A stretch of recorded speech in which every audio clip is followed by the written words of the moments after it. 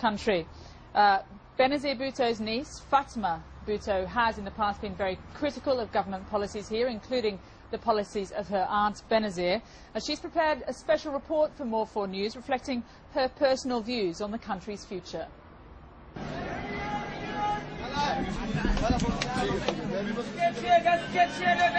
Today, for the people of Pakistan, the popular expectation of what politicians can deliver seems to have dimmed. These are areas that we're driving through right now that are politically isolated in the extreme.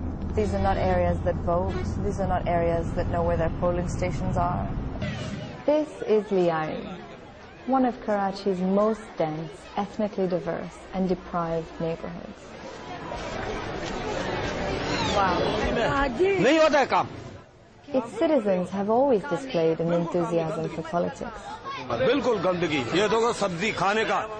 after decades of military dictatorship and corrupt civilian governments, many feel excluded from the political process, disenfranchised and disconnected.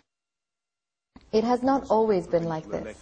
In the early 1970s, my grandfather, Fatima Bhutto, implemented Roti Kapra or Makan, his program for the people's food, clothing and housing. The elections which had brought him to power were the very first time the people of this country voted in a government of their choice. But in 1977 he was deposed as Prime Minister by the military coup of General Zia-ul-Haq, and over the next 2 years tortured and hanged.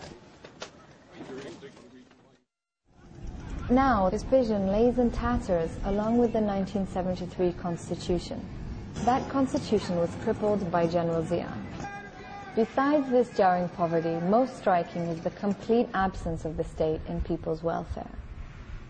The masses are dispossessed of any power to influence politics.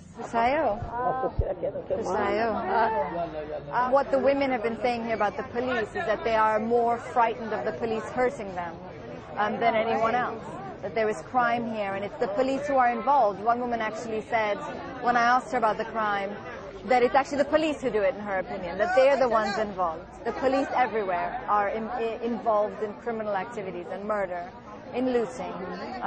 They are the main perpetrators of injustice here. But violence is not unique to deprived neighborhoods like Lyari.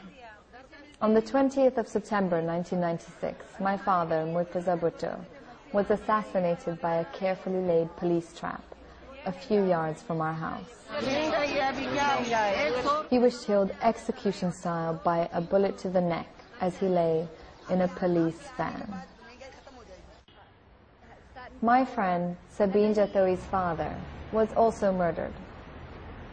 12 years later, and still no justice. Well, democracy should mean justice to the people. But this incident, especially where we're standing right now with the police right behind us, meant to protect us, ended up murdering my father and 6 other people. To me, democracy here is not justice. They'll do it again and again and again until you don't make people accountable for the crimes that they commit. The lack of democracy is so staggering that fingers always gravitate towards the usual bogeyman, the 3 A's: America, the Army, and Al-Qaeda. But on the ground, the reality is much simpler. It is the complete lack of accountability that is to blame. The absence of water, sanitation, justice. These are the crimes. And the criminals are the politicians who cheat the people who elect them. For the people of Pakistan, this denial of democracy will always be brutal.